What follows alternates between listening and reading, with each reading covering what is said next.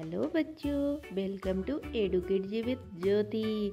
आज मैं लाई हूँ आपके लिए बंदर और मगरमच्छ की कहानी को शुरू करने से पहले चैनल को सब्सक्राइब कर ले और वीडियो को लाइक कर ले। शुरू करें। कहानी का शीर्षक है बंदर और मगरमच्छ। किसी नदी के किनारे एक बहुत बड़ा पेड़ था। उस पर बंदर रहता था। उस पेड़ पर बड़े मीठे फल लगते थे। बंदर उन्हें भर पेट खाता और मौज उड़ाता। वह अकेले ही मजे से दिन गुजार रहा था। एक दिन एक मगर उस नदी में से पेड़ के नीचे आया। बंदर के पूछने पर मगरमच्छ ने बताया कि वह यहाँ खाने की तलाश में आया है। इस पर बंदर ने पेड़ से तोड़कर बहुत ही मीठे मीठे फल मगर को खाने के लिए दिए। इस तरह मगर और बंदर में दोस्ती हो गई। अब मगर हर रोज वहाँ आता और दोनों मिलकर खूब फल खाते। बंदर भी एक दोस्त पाकर बहुत खुश था। एक दिन बात बात में मगर ने बंदर को बताया कि उसकी एक पत्नी है जो नदी के उस पार उसके घर में रहती है। तब बंदर ने उस दिन बहुत से मीठे फल मगर को उसकी पत्नी के लिए साथ ले जाने के लिए दिए।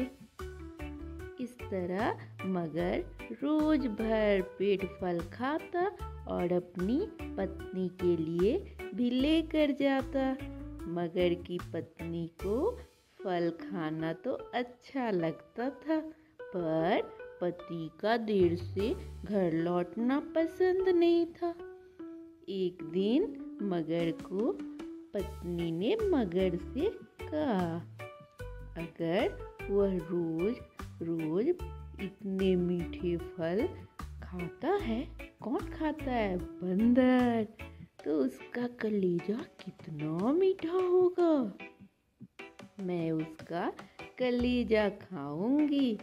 मगर ने उसे बहुत समझाया पर वो नहीं मानी। मगरमच्छ दावत के बहाने बंदर को अपनी पीठ पर बैठाकर अपने घर लाने लगा। नदी बीच में उसने बंदर को अपनी पत्नी की कलेजा वाली बात बता दी। इस पर बंदर ने कहा कि वो तो अपना कलेजा पेड़ पर ही छोड़ आया है। वह उसे हिफाजत से रखता है, इसलिए उन्हें वापस जाकर कलेजा लाना पड़ेगा। मगर बंदर को वापस जाने का ये एक तरकीब था। बंदर जैसे ही पहुंचा नदी के किनारे, मगर के पीठ से छलांग लगा के पेड़ पर चढ़ गया और हंसकर बोला, जाओ मूर्खराज, घर जाओ। अपनी पत्नी से कहना कि तुम दुनिया के सबसे बड़े मूर्ख हो। भला कोई अपना कलेजा निकाल कर अलग रख सकता है? हा हा हा हा हा। बंदर की इस समझदारी से हमें शिक्षा मिलता है बच्चों। मुसीबत के वक्त हमें कभी धैर्य नहीं खोना चाहिए। चाहे कितनी भी विपरीत परिस्थितियाँ हो, उसमें डटकर मुकाबला करना चाहिए। अगर मेरा वीडियो पसंद आया हो तो प्लीज़ लाइक करें और चैनल को सब्सक्राइब करें। और मैं जल्द ला रही हूँ अन्य मनोरंजक कहानियाँ। बाय बाय बच्चों।